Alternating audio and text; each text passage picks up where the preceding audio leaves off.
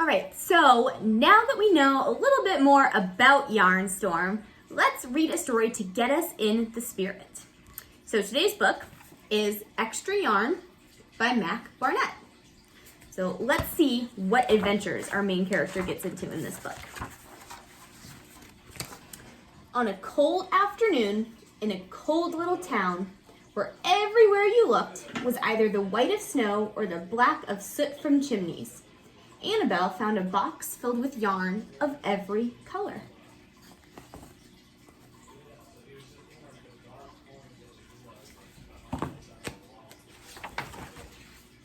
So she went home and knit herself a sweater. And when Annabelle was done, she had some extra yarn. So she knit a sweater for Mars too. But there was still extra yarn.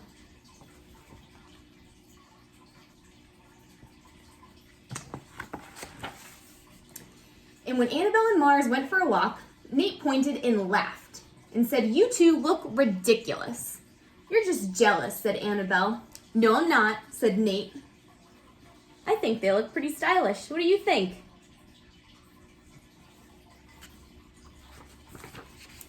But it turned out he was jealous. And even after she made a sweater for Nate and his dog and for herself and for Mars, she still had extra yarn.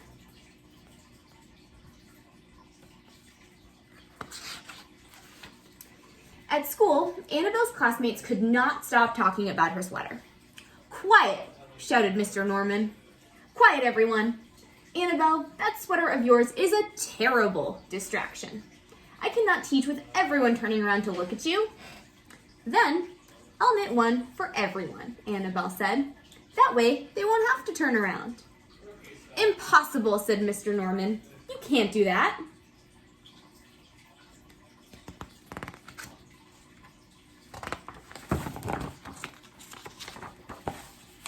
But it turned out she could, and she did, even for Mr. Norman. And when she was done, Annabelle still had extra yarn.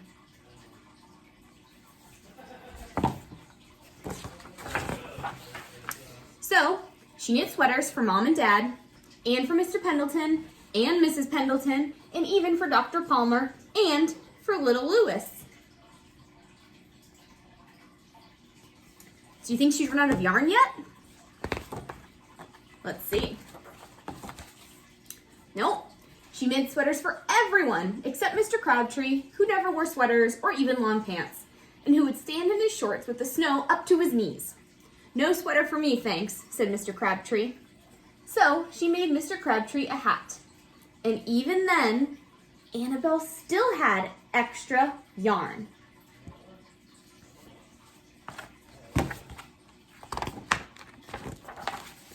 So she made sweaters for all the dogs and all the cats and for other animals too. Soon, people thought, soon Annabelle will definitely run out of yarn. But it turned out she didn't. So Annabelle made sweaters for things that didn't even wear sweaters.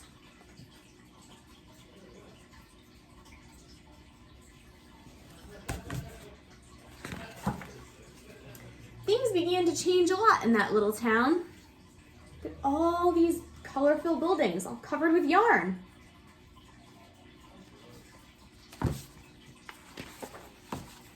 News spread of this remarkable girl who never ran out of yarn, and people came to visit from around the world to see all the sweaters and to shake Annabelle's hand. One day, an archduke who was very fond of clothes sailed across the sea and demanded to see Annabelle.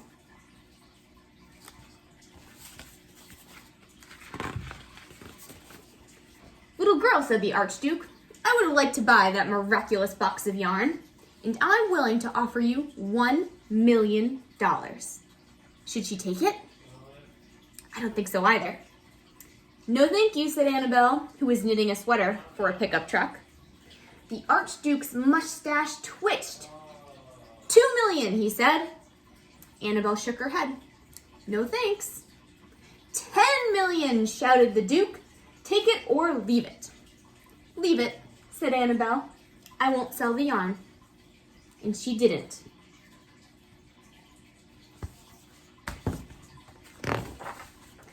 So that night, the Archduke hired 3 robbers to break into Annabelle's house, and they stole the box and took it to the Archduke, who set off across the snow and sailed across the sea.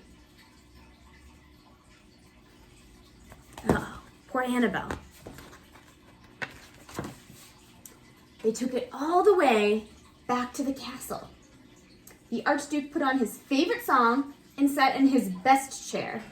Then he took out the box, lifted the lid, and looked inside. What do you think he's going to find? Nothing! The box was empty. His mustache quivered, it trembled, it shivered. The Archduke hurled the box out the window and shouted, "Little girl, I curse you with my family's curse. You will never be happy again." Well, that's not very nice. There's the box sailing all the way across the sea. Do you think Annabelle will ever be happy again?